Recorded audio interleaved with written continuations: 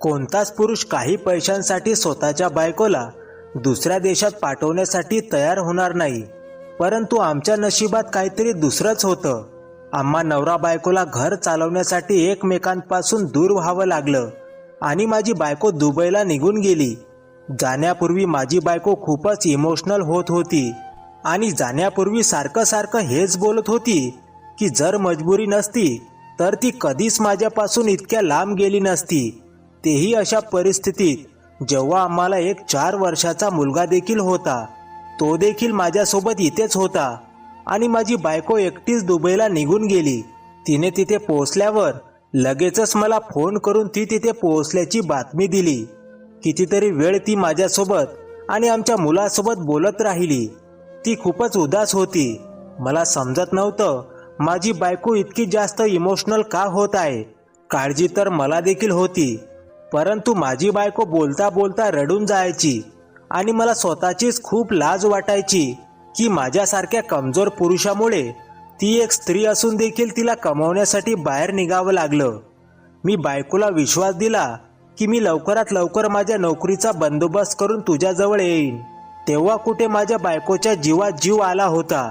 ती बोलू लागली, जिथे मला नोकरी मिळाली आहे तिथे त्यांच्या राहण्याचा खूप चांगला बंदोबस्त केला गेला आहे आणि आता उद्यापासून ती कामाला जायला सुरुवात करेल. ती मला सारखं आमच्या मुलाची काळजी घेण्याबद्दल सांगत होती आणि आम्ही रात्रभर फोनवर बोलत होतो. दुसऱ्या सकाळी तिने कामावर जाण्यापूर्वी सांगितलं की ती कामावर जात आहे. तिचा कामाचा पहिला दिवस होता. ती खूपच घाबरलेली होती. मी तिला धीर दिला आणि सावध राहून काम कर असं बोलून फोन कट केला. माझं मन खूपच बेचैन होत होतं. अशी मजबुरी तर मी कधीच कुणाची ऐकली नव्हती की पुरुष स्वतः हातावर हात ठेवून बसून राहील आणि बायकोला कमवण्यासाठी घरातून बाहेर जायला सांगेल. परंतु माझी परिस्थिती मला अशा वळणावर घेऊन आली होती जिथे मला हे सर्व अजिबातच चुकीचं वाटत नव्हतं. कुटुंबातील लोकांनी तर आधीपासूनच मला बदनाम केलं होतं.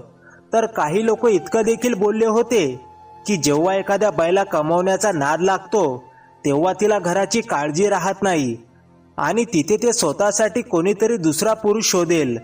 परंतु मला माझ्या बायकोवर पूर्ण विश्वास होता. येथे माझा मुलगा देखील आईच्या दुराव्यामुळे उदास राहू लागला आणि त्यात तो आजारी देखील राहू लागला. काही दिवस तरी माझे मुलाला सांभाळण्यातच निघून गेले आणि जेव्हा माझा मुलगा थोडा ठीक झाला तेव्हा माझ्या डोक्यात बायकोचा विचार आला. हैराण करणारी गोष्ट ही होती की ती इथून जाताना इतकी घाबरलेली होती आणि सारखं काळजी घेण्याबद्दल बोलत होती. परंतु तिथे गेल्यानंतर 3 दिवसांमध्ये तिने फक्त एकदाच फोन केला होता. पहिल्यांदा तर मला वाटलं की कदाचित नव्या कामामुळे ती व्यस्त असेल, त्यामुळे मी देखील तिला त्रास दिला नाही जेणेकरून ती तिथे आरामात काम करू शकेल. परंतु जेव्हा दिवस निघून जात होते आणि 1 आठवडा झाला तेव्हा मला माझ्या बायकोची ती शांतता हैराण करू लागली, सतावू लागली. असं नव्हतं की मला तिच्यावर संशय होता किंवा मी तिला चुकीचा समजत होतो, परंतु मला ही भीती होती की ती कोणत्या अडचणीत तर सापडली नसेल ना. मी तिला फोन करायचो तेव्हा माझा फोन लागतच नव्हता. बायकोचं असं दुसऱ्या देशामध्ये एकटं जाणं आणि पुन्हा तिथे जाऊन असं गायब होणं माझ्यासाठी ही एक टेन्शनची बाब आहे. शेवटी 10 दिवसानंतर माझ्या बायकोचा फोन लागला. मी थोडं घाबरतच आणि रागानेच माझ्या बायकोला आवाज दिला आणि तिला प्रश्न विचारू लागलो की तू कुठे एवढी बिझी झाली होतीस, ज्यामुळे तू या 10 दिवसांमध्ये एकदाही आमच्यासोबत बोलू शकली नाहीस. मला खूप राग आला होता.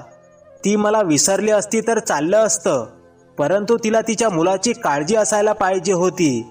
मी असं रागाने बोलल्यानंतर समोरून जे उत्तर मला मिळालं त्यामुळे तर माझ्या पायाखालची जमीनच सरकली. मला खूप मोठा धक्का बसला, कारण की फोनच्या पलीकडून माझ्या बायकोच्या ऐवजी कोणीतरी पुरुष होते जे कोणत्या तरी वेगळ्याच भाषेत अगदी घाईघाईत बोलत होते. मी तर टेन्शनमध्ये आलो आणि मोबाईल कानापासून दूर करून त्या मोबाईलच्या स्क्रीनवर असलेला नंबर पाहू लागलो. मला वाटलं कदाचित मी चुकून कोणता तरी वेगळाच नंबर डायल केला आहे, परंतु तो नंबर माझ्या बायकोचा होता. परंतु पलीकडून पुरुषांचं ते बोलणं मला खूपच भीतीदायक वाटत होतं.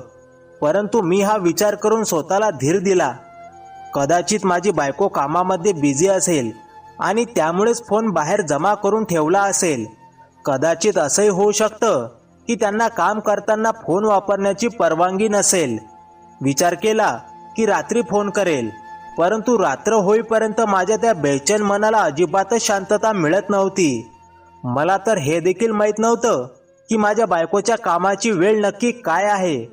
ती कधी कामावरून परत येते. जसे रात्रीचे 10 वाजले, मी पुन्हा बायकोला फोन केला, परंतु या वेळेला देखील तोच पुरुषांचा आवाज होता, जी माहीत नाही त्यांच्या भाषेमध्ये काय काय बोलत होते. रात्रीच्या वेळेला माझ्या बायकोच्या फोनवरून पुरुषांचा आवाज ऐकून माझं मन अगदी तुटून गेलं होतं. मला त्यांची भाषा समजत नव्हती आणि त्यांना इंग्लिश किंवा मराठी समजत नव्हती. त्यामुळेच त्यांना माझं बोलणं समजलं नाही आणि त्यांनी खूप वेळ काहीतरी बडबड करून वैतागून फोन ठेवून दिला. कसली वेळ आली होती की मी अनोळख्या पुरुषांकडे विनंती करत होतो की त्यांनी माझ्या बायकोसोबत माझं बोलणं करून द्यावं. मला ही गोष्ट आतल्या आत खूपच खात होती आणि माझा मुलगा प्रत्येक वेळेला आईसाठी रडत असायचा. त्याच्या त्या रडण्यामुळे आणि स्वतःच्या बायकोसोबत बोलण्यासाठी मी इतका उतावीळ झालो होतो की माझा जो काही संयम शिल्लक राहिला होता तो आता संपला होता. माझी बायको कशी अविश्वासू बाई निघाली होती, जे तिथे गेल्यानंतर स्वतःच्या मुलाला देखील विसरून गेली होती. मी मुलासाठी नाईलाजाने माझ्या बायकोला फोन करण्याचा प्रयत्न करायचो, तेव्हा मला ते तिथले पुरुषच उत्तर द्यायचे आणि जे मला काहीच समजायचं नाही. माझी आता सहनशक्ती संपली होती. मी एके दिवशी रागाने मुलाला देखील सांगितले की आता तुझ्या आईसोबत तुझं बोलणं होऊ शकत नाही, त्यामुळे तू आता मला त्रास देऊ नकोस. रागातच मी त्या निरागस मुलाला देखील खूप ओरडलो होतो. याच्या आधी आम्ही त्याला रागाने कधी पाहिलं देखील नव्हतं. माझा मुलगा माझ्या त्या ओरडण्यामुळे अगदी शांत झाला होता आणि मग कुठेतरी हरवल्यासारखा राहू लागला. तो त्याच्या आईसाठी लपून लपून रडायचा आणि माझ्यासमोर अगदी उदास आणि घाबरून राहू लागला. माझ्या त्या हसणाऱ्या खेळणाऱ्या मुलाची ती अवस्था मला खूपच टेन्शनमध्ये टाकत होती. परंतु मी जेव्हा त्याला धीर द्यायचो तेव्हा तो रडत मला मिठी मारायचा. माझ्या बायकोबद्दल मला काहीच माहिती मिळत नव्हती. मी त्या माणसाला शोधलं ज्याने माझ्या बायकोला दुबईमध्ये नोकरी मिळवून दिली होती आणि तिचं तिथे जाण्याचा बंदोबस्त केला होता. मी त्याच्यासोबत चर्चा केली. त्याला विचारलं की तू माझ्या बायकोला कुठे पाठवलं आहेस, जिथून तिच्याबद्दल काहीच समजत नाही. मी त्याच्यावर आता रागावू लागलो. तो माणूस हैराण होऊन मला बोलू लागला, हे तू काय बोलतोस? मी खूप साऱ्या मुली स्त्रिया तिथे पाठवल्या आहेत. तिथे एक मसाज सेंटर आहे जिथे श्रीमंत दुबईतील बायका येऊन मसाज करून घेतात. हे कोणतंच घाणेरडं काम नाही. ते खूप चांगले लोक आहेत. तो माणूस खरंच योग्य बोलत होता. माझ्या मित्राच्या 2 बहिणी मागच्या कित्येक वर्षापासून दुबईमध्ये हेच काम करत होत्या. त्या खूपदा भारतात देखील आल्या होत्या आणि मग लग्न करून स्वतःच्या नवऱ्यासोबत परत देखील गेल्या होत्या. सगळं काही माझ्या डोळ्यांसमोर होतं, परंतु माहीत नाही माझी बायको कुठे गायब झाली होती. मी त्या माणसाला म्हणालो, जर तुझा तिथे कोणाशी कॉन्टॅक्ट होत असेल तर माझ्या बायकोबद्दल माहिती काढून मला सांग, कारण की माझ्या बायकोसोबत माझं काहीच बोलणं होत नाही. मी त्या माणसाला सर्व काही सांगितलं. मला स्वतःचीच खूप लाज वाटत होती की स्वतःच्या बायकोबद्दल मी तिसऱ्या परक्या माणसासोबत बोलत होतो. तो माणूस अगदी हैराणीने मला पाहू लागला आणि स्वतः देखील टेन्शनमध्ये आला. मी विनंती केल्यानंतर त्याने दुबईमध्ये एका माणसाला हे काम सांगितलं की त्याने माझ्या बायकोबद्दल माहिती काढून त्याला द्यावी, कारण की मसाज सेंटर खूप मोठा होता आणि त्याच्या खूप साऱ्या ब्रँचेस देखील होत्या. आता त्याला स्वतःलाच माहीत नव्हतं की माझ्या बायकोला कोणत्या ब्रांचमध्ये काम दिलं गेलं आहे. त्याने मला धीर दिला आणि मला वाट पाहायला सांगितली. माझी अवस्था पाहून तो देखील घाबरत होता आणि म्हणाला, माझ्यावर विश्वास ठेव. हे काम मी खूप वर्षापासून करत आहे. तिथे तुझ्या बायकोला काहीच धोका नसेल. तो बोलू लागला, नक्कीच तुझ्या बायकोसोबत काहीतरी अपघात घडला असेल. लवकरच तिच्याबद्दल आपल्याला काहीतरी माहिती समजेल. त्याने मला विश्वास दिला की जसं त्याला माझ्या बायकोबद्दल समजेल तो मला लगेचच सांगेल. त्या माणसाने मला विश्वास दिल्यानंतर मी घरी आलो. मी नोकरी देखील शोधत होतो, जेणेकरून मला नोकरी मिळाल्यानंतर मी माझ्या बायकोला परत इकडे बोलावेन. मी तिच्यावर खूप प्रेम करत होतो माझा राग माझ्या जागेवर अगदीच योग्य होता, परंतु मला हे टेन्शन देखील होतं की खरंच माझी बायको मला सोडून तर गेली नसेल ना. आमचा मुलगा देखील अगदी शांत शांत आणि उदास राहू लागला.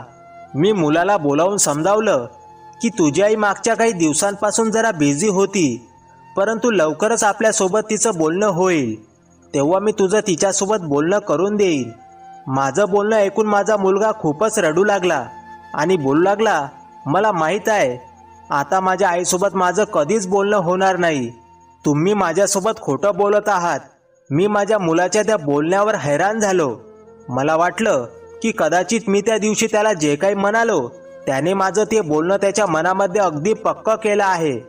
त्यामुळे मी माझ्या मुलाला अगदी प्रेमाने समजावत त्याच्याकडून माफी मागितली आणि म्हणालो मी तेव्हा रागात होतो, त्यामुळेच मी तसं काहीतरी वाईट साईड बोलून गेलो. परंतु खरं तर असं अजिबात नाही. तेव्हा त्याने रडत रडत मला असं काही सांगितलं ज्यामुळे माझ्या डोक्यावर आभाळच कोसळलं. मी अगदी डोळे मोठे करून माझ्या मुलाला पाहत होतो. तो बोलत होता, मला माहीत आहे माझी आई देवाघरी गेली आहे. माहीत नाही माझ्या मुलाच्या डोक्यामध्ये ही गोष्ट कोणी टाकली होती. मी माझ्या मुलाला विचारलं तेव्हा तो बोलू लागला की त्याचं ते टेन्शन पाहून आमच्या परिसरातील काही मुलांनी त्याला हे सांगितलं होतं की त्याची आई देवाच्या घरी गेली आहे, त्यामुळेच तुझा बाप तुझ्यासोबत खोटं बोलत आहे. आता तुझी आई पुन्हा परत कधीच येणार नाही. माझं मन हे सर्व ऐकून भीतीने अगदी थरथरू लागलं. स्वतःच्या मुलाचं बोलणं माझ्या मनाला लागलं होतं आणि माहीत नाही मला का भीती वाटू लागली. कदाचित खरंच माझी बायको मेली तर नसेल ना. मी माझ्या मुलाला खात्री पटवत सांगितलं, असं अजिबात नाही, त्याची आई तर नोकरीसाठी दुसऱ्या देशात गेली आहे. मी माझ्या मुलाला समजावलं की जर त्याची आई मेली असती तर तिला इथे आणलं गेलं असतं. मी 2 तास माझ्या मुलाला समजावत राहिलो आणि मग एकदमच त्याचे डोळे चमकले आणि मग तो अगदी आनंदाने मला मिठी मारत बोलू लागला की मला माझ्या आईला लवकरात लवकर भेटायचं आहे. तो खूपच घाबरलेला होता. त्याला वाटायचं की त्याची आई मेली आहे आणि हीच गोष्ट त्याला स्वस्थ बसू देत नव्हती. तो निरागस मुलगा स्वतःला आईविना पोरका समजत होता. मी माझ्या मुलाला धीर दिला होता, परंतु माझं मन मात्र खूपच घाबरलं होतं. मी पुन्हा त्या पुरुषासोबत कॉन्टॅक्ट केला. तेव्हा त्याने मला त्याच्याजवळ बोलावलं आणि टेन्शनमध्ये बोलू लागला, मी तुझ्या बायकोबद्दल माहिती गोळा केली आहे, परंतु बातमी चांगली नाही. त्याने मला माझ्या बायकोबद्दल जे सांगितलं त्यामुळे तर माझ्या अंगातलं अवसानच गळून पडलं. तो बोलू लागला की माझं काम तर खूपच विश्वासपात्र होतं आणि मी तुझ्या बायकोला खूप चांगल्या ठिकाणी पाठवलं आहे, परंतु वाईट गोष्ट तर ही आहे की तुझी बायको तर पहिल्या दिवसापासून ते आतापर्यंत कामावर गेलीच नाही. तो बोलू लागला की मी तिथे 20 मुली पाठवल्या होत्या, त्यामध्ये 19 मुली तिथे पोहोचून त्यांचं काम करत आहेत, परंतु तुझी बायको तिथे गेली नव्हती आणि पहिल्या दिवशी ती तिच्या राहत्या घरातून निघाली, ती परत आलीच नाही. आता तिच्याबद्दल कोणाला काहीच माहिती नाही. ही गोष्ट मला माझ्यासाठी खूपच धक्कादायक होती की जर माझी बायको तिथे पोहोचली नव्हती मग कुठे गेली होती. तो पुरुष देखील अगदी उदास होऊन मला पाहत होता. त्याच्या डोळ्यांमध्ये अगदी सरळ स्पष्ट दिसत होतं की त्याला माझी बायको एक चरित्रहीन बायको आहे असं वाटत होतं. मला माझ्याबद्दल वाईट वाटत होतं, कारण मी जो स्वतःच्या बायकोसाठी इकडे तिकडे फिरत आहे आणि माझी बायको मात्र माहीत नाही तिथे कोणासोबत अय्याशी करत आहे. मी शरमेने मान खाली घालून तिथून परत आलो. माझ्या खोलीत बसून मी अगदी वाईट पद्धतीने रडत होतो. माझी बायको मला फसवू शकत नव्हती. मला पूर्ण विश्वास होता, परंतु तिचं असं अचानक गायब होणं मला टेन्शनमध्ये टाकत होतं. मला वाटलं कदाचित माझी बायको खरंच तिथे मेली आहे आणि तिचा मोबाईल तिथल्या कोणत्या तरी पुरुषाच्या हाती लागला होता आणि जे मला हेच सांगत होते. मी नेहमीप्रमाणे स्वतःचीच एक कहाणी बनवली. या अशा जमान्यामध्ये स्वतःची इज्जत आणि पोट भरण्यासाठी परिस्थितीने माणसाला इतकं बेहाल केलेलं असतं ज्याबद्दल माणसाने कधी विचार देखील केलेला नसतो की त्याला हे असं सर्व करावं लागेल. मी माझ्या बायकोला नेहमीच नोकरीपासून लांब ठेवलं होतं आणि तिला खूप साऱ्या सुखसोयी दिल्या होत्या, परंतु माझ्या कमनशिबाने माझी इतकी चांगली नोकरी अचानक संपुष्टात आली. मी माझी नोकरी गेल्यामुळे डिप्रेशनचा शिकार झालो होतो. की कितीतरी दिवस अंथरुणावर पडून राहिलो. माझी जमापुंजी त्यावेळेला आमच्या घर खर्चासाठी संपून गेली. आमच्या घरातला घर खर्च देखील खूप जास्त होता. आमचं घर देखील भाड्याचं होतं आणि त्याचं भाडं देखील खूप जास्त होतं. आणि असं अचानक माझी नोकरी गेल्यामुळे आम्हाला अगदी उद्ध्वस्त करून टाकलं होतं. मी पुन्हा नोकरी शोधण्याचा खूप प्रयत्न केला, परंतु मला त्यात यश मिळत नव्हतं.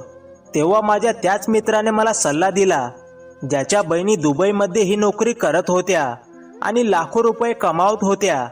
माझ्या बायकोने तिचं ग्रॅज्युएशन पूर्ण झाल्यानंतर खूप सारे महागडे कोर्सेस केले होते, ज्यामध्ये अरबी भाषा देखील तिला अवगत होती. माझ्या मित्राला ही गोष्ट समजली. तेव्हा तो बोलू लागला की माझ्या बहिणी तर अरबी भाषेचा कोर्स न करता तिथे गेल्या होत्या. तुझ्या बायकोचा तर अरबी भाषेचा कोर्स देखील झाला आहे. मित्राने मला सल्ला दिला की जसं माझ्या बहिणी त्यांच्या नवऱ्या मुलासकट तिकडे शिफ्ट झाल्या आहेत, तू देखील तुझ्या बायकोला तिथे कामाला लावून स्वतः देखील तिकडे निघून जा. माझं शिक्षण देखील चांगलं होतं. मी देखील तिकडे नोकरी केली असती आणि माझ्या बायकोने देखील नोकरी केली असती. सुरुवातीला तर माझ्या मित्राचा तो सल्ला मला योग्य वाटला नाही. माझ्या बायकोला नोकरी करायला जायला सांगणं याचा विचार करूनच मला वाईट वाटत होतं. परंतु जेव्हा मी माझ्या बायकोला ते सर्व सांगितलं, तेव्हा तिला हा सल्ला अगदी योग्य वाटला. ती बोलू लागली की मी पूर्ण आयुष्य मी काम करणार नाही. तुला जशी नोकरी लागेल मी ते काम सोडून देईन. तिला माझी साथ द्यायची होती. आम्ही आता घरातला घर खर्च पूर्ण करू शकत नव्हतो. माझा बँक बॅलन्स देखील संपत होता. माझ्या बायकोच्या हट्टावर मी देखील तो विचार करण्यावर मजबूर झालो आणि माझ्या बायकोला तिकडे दुबईला पाठवलं. परंतु आम्ही ठरवलं होतं की जसं मला तिकडे नोकरी मिळेल, मी माझ्या मुलाचा बंदोबस्त करून त्याच्यासोबत तिकडे निघून येईन. मी माझ्या या परिस्थितीमुळे अक्षरशः वैतागलो होतो आणि मला अजूनही नोकरी मिळाली नव्हती. मी माझ्या बायकोला तर पाठवलं होतं, परंतु माझ्या बायकोचं असं अचानक गायब होणं यामुळे मला खूपच टेन्शन येत होतं. मला देखील तिकडे नोकरी लागत नव्हती. कदाचित देवाने माझ्या नशिबी तिथे नोकरी लिहिली नव्हती. काही दिवस टेन्शनमध्ये निघून गेले. तेव्हा मला माझ्या मित्राचा विचार आला. मी त्याला सर्व काही प्रॉब्लेम सांगितला. तेव्हा तो बोलू लागला की तू फोन कर, मला थोडीफार अरबी भाषा येते, कदाचित मला त्या अरबी लोकांची भाषा समजेल. माझ्या मित्राच्या बोलण्यावर लगेचच मी माझ्या बायकोला फोन केला. जेव्हा फोन उचलला गेला तेव्हा तोच अरबी पुरुष खूप घाईघाईत काहीतरी बोलत होता. माझ्या मित्राने त्याचं बोलणं ऐकण्याचा प्रयत्न केला आणि मग तो फोन चालू असताना त्याच्या चेहऱ्यावरचा रंग उडू लागला. मी माझ्या मित्राकडे प्रश्नार्थक नजरेने पाहिलं. तेव्हा तो बोलू लागला की मला त्याचं बोलणं अगदीच व्यवस्थित समजलं नाही, परंतु तो कदाचित हेच बोलत होता की तुझी बायको म्हणजेच या फोनची मालकीन त्यांच्यासमोर पडलेली आहे आणि त्यांच्यासोबत आहे. मित्राच्या बोलण्यावर मी अगदी हक्काबक्का झालो होतो. माझी बायको त्यांच्यासोबत होती, याचा अर्थ ती ठीक आणि जिवंत होती. पण मग माझ्यासोबत बोलत का नव्हती? ही गोष्ट मला टेन्शनमध्ये टाकत होती. माझ्या मित्राला देखील जास्त अरबी भाषा येत नव्हती आणि त्यामुळे तो अरबी भाषेमध्ये उत्तर देखील देऊ शकत नव्हता. मी माझ्या मित्राच्या घरून निघून आलो आणि वेड्यासारखा माझ्या बायकोला फोन करू लागलो. माझं डोकं अगदी सुन्न झालं होतं. माझी बायको त्या पुरुषासोबत काय करत होती? मला वाटलं की माझ्या बायकोला किडनॅप करून नेलं आहे. माझ्या सारखं फोनवर मी खूप साऱ्या अरबी पुरुषांचे आवाज ऐकले होते आणि तेव्हा मला माझ्या बायकोचा रडण्याचा आणि हुदक्यांचा आवाज ऐकू आला आणि या गोष्टीमुळे माझ्या अंगावर अक्षरशः काटा आला होता. माझी बायको इतक्या पुरुषांसोबत होती, माहित नाही तिच्यासोबत काय होत होतं. माझं डोकं चक्रावू लागलं. मी तिकडे जाऊ शकत नव्हतो.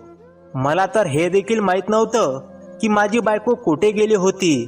ती पूर्ण रात्र मी माझ्या बायकोचे ते हुंदके आठवून इकडे तिकडे बेचैनीने फेऱ्या मारत राहिलो. दुसऱ्या सकाळी मी पुन्हा एकदा फोन लावला आणि सारखं व्हिडिओ कॉल करण्याची विनंती करू लागलो. मी व्हिडिओ कॉल करून माझ्या बायकोला पाहू इच्छित होतो. त्या अरबी माणसाला कदाचित माझी भाषा समजली नाही, परंतु व्हिडिओ कॉल हा शब्द त्यांना समजला होता. त्यामुळे त्यांनी थोड्या वेळानंतर व्हिडिओ कॉल केला. माझं हृदय खूपच जोरजोरात धगधगत होतं. मी लगेचच तो कॉल अटेंड केला. तेव्हा पाहिलं तर माझ्यासमोरच माझी बायको हजर होती आणि तिचं पूर्ण शरीर ज्या अवस्थेत होतं त्यामुळे तर मला एक जोरदार झटका बसला. माझी नजर माझ्या बायकोवर टिकलेली होती आणि तिच्या डोळ्यातून अश्रू वाहत होते. ती बोलण्याचा प्रयत्न करत होती परंतु ती बोलू शकत नव्हती. माझी नजर तर तिच्या शरीरावर होती. हे तिच्यासोबत काय होत होतं? तिच्या आजूबाजूला अरबी पुरुष देखील उभे होते. ते देखील माझ्यासोबत बोलत होते. मी माझ्या बायकोकडे पाहत तिला म्हणालो, मी लगेचच तुझ्या जवळ येतोय. जर शक्य असेल तर मला फक्त हे सांग की तू कुठे आहेस. मला माहीत होतं की आताही ते अरबी लोक माझी भाषा समजत नाहीत. माझी बायको मला पाहताच रडू लागली परंतु काहीच म्हणाली नाही. मी टेन्शनमध्ये आलो आणि फोन देखील कट झाला. मी माझ्या बायकोला ज्या अवस्थेत पाहिलं होतं माझ्यासाठी हे तर जीव घेण्यासारखा प्रसंग होता. मी अगदीच धावपळ करत माझ्या मित्रांकडून पैसा जमा केला आणि लगेचच तिथे जाण्याचा बंदोबस्त केला. माझ्या मुलाला मी माझ्या मोठ्या बहिणीकडे काही दिवसांसाठी सोडून दिलं आणि मी स्वतः दुबईला निघून गेलो. तिथं गेल्यावर मी लगेचच व्हिडिओ कॉल केला आणि सारखं फोन कॉल करून त्या पुरुषांकडून ॲड्रेस मागू लागलो आणि विनंती करू लागलो. परंतु त्यांना माझं बोलणं समजलं नाही. त्या लोकांनी व्हिडिओ कॉल करून मला सौदी एअरपोर्टवर पाहिलं होतं. त्यामुळे काही न बोलता फोन कट केला.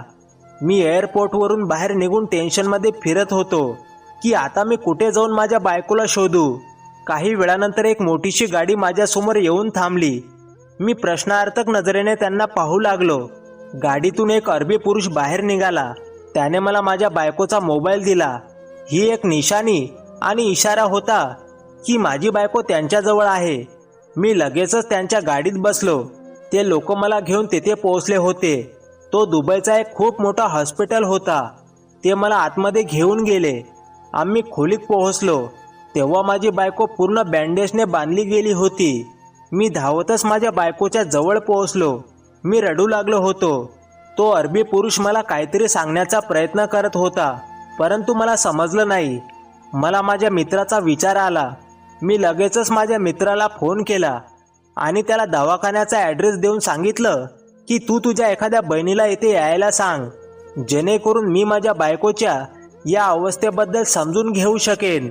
माझ्या मित्राने मला धीर दिला आणि फोन कट केला. काही वेळानंतर माझ्या मित्राची बहीण त्या दवाखान्यात पोहोचली. ती मला ओळखत होती. तिने त्या अरबी पुरुषांसोबत बोलून सर्व काही जाणून घेतलं आणि मग मला सांगितलं की पहिल्या दिवशी जेव्हा तुझी बायको कामावर जाण्यासाठी निघाली तेव्हा त्या अरबी माणसाच्या गाडीसोबत तिचा खूप मोठा अपघात झाला. तिच्या शरीराची खूप सारी हाडं मोडली गेली आणि तिचे खूप सारे ऑपरेशन केले गेले. जेव्हा मी माझ्या बायकोला फोन करायचो तेव्हा तो अरबी मला हे सांगण्याचा प्रयत्न करायचा की माझी बायको दवाखान्यात आहे आणि ठीक नाही. ज्या दिवशी मी माझ्या बायकोच्या रडण्याचे हुंदके ऐकले त्याच दिवशी माझ्या बायकोला शुद्ध आली होती परंतु तरी देखील ती बोलू शकत नव्हती. कदाचित तिच्या डोक्याला दुखापत झाली होती. त्या माणसाने माझ्याकडून माफी मागितली आणि सांगितलं की मी तुझ्या बायकोच्या उपचाराचा सगळा खर्च उचलेन आणि डॉक्टरने पूर्ण हमी दिली होती की लवकरात लवकर माझी बायको ठीक होईल. मी तिला पाहून रडत होतो. जी जबाबदारी पुरुषाची असते ती जबाबदारी माझ्या बायकोच्या डोक्यावर आली होती आणि त्या निरागस बाईने तर माझी मदत करण्याचा प्रयत्न केला होता परंतु देवाला कदाचित हे मंजूर नव्हतं आणि इथे खूप मोठ्या अपघाताची शिकार होऊन अंथरुणावर एकटीच पडली होती. मी देवाचे आभार मानले की मला लवकरात लवकर समजलं होतं आणि मी माझ्या बायकोजवळ पोहोचलो होतो. 1 महिना मी माझ्या बायकोसोबत दवाखान्यात राहिलो होतो. त्या अरबी पुरुषाने आमची खूप मदत केली आणि मग त्याच्या मदतीने मला नोकरी देखील मिळाली. मी आता माझ्या मुलाला देखील इथे बोलावून घेतलं आहे आणि माझी बायको देखील आता खूप ठीक झाली आहे. आज आम्ही दोघं नवरा बायको आमच्या मुलासोबत दुबईत खूप सुखानं राहतोय. तर मित्रांनो, तुम्हाला ही कथा कशी वाटली कमेंट करून नक्की सांगा आणि कथा आवडली असेल तर चॅनलला प्लीज सबस्क्राईब करा. शेवटपर्यंत कथा बघितल्याबद्दल तुमच्या मनापासून खूप खूप आभार. पुन्हा भेटू नवीन कथेसह. धन्यवाद.